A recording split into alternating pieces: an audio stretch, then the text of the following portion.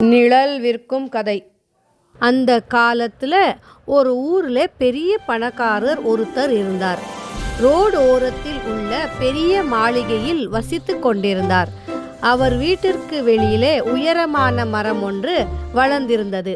ஒரு நாள் ஏழை ஒருத்தன் மரத்தின் நிழலில் ஓய்வு எடுக்கலாம் என்று வந்து அமர்ந்தார்.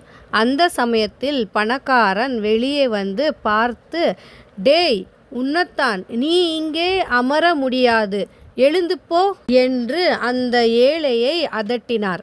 அதுக்கு அந்த ஏழை, "நான் எதற்கு எழுந்திருக்கணும்?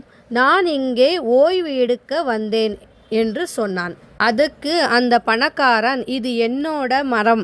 அந்த மரத்துக்கு தண்ணி ஊற்றி வளர்த்ததாலே தான் மரம் பெருசா இருக்கு.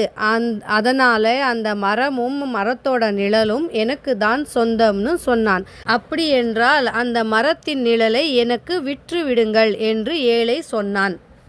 அதுக்கு அந்த பணக்காரன் பணம் வரும்னு சிரிச்சுக்கிட்டே, "சரி சரி, நிழலை உனக்கே வித்துறேன்னு" ஏழைக்கு சொன்னான். ஊர்க்காரங்களை கூட்டி விலை பேசி நிழலை ஏழைக்கு வித்துட்டான். அதுக்கு அப்புறம் ஏழை ஒரு நாளும் மரத்தின் நிழலில் ஓய்வு எடுத்துட்டு இருந்தான்.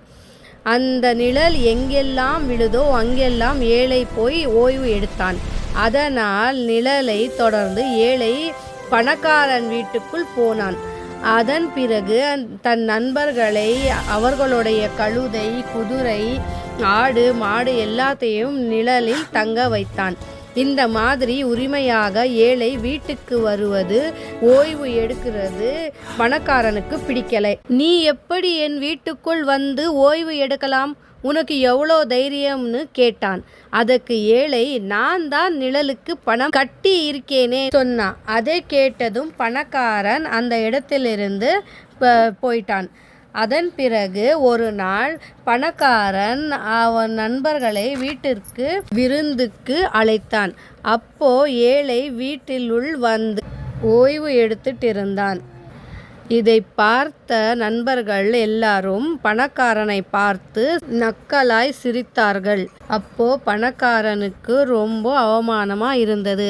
அதன் பிறகு அவன் வீட்டை விட்டு பக்கத்து ஊருக்கு போயிட்டான். அதன் பிறகு ஏழை பணக்காரன் வீட்டில் தங்க ஆரம்பித்தான். அவன் நண்பர்களையும் ஆடு, குதிரை எல்லாத்தையும் அங்க தங்க வைத்தான்.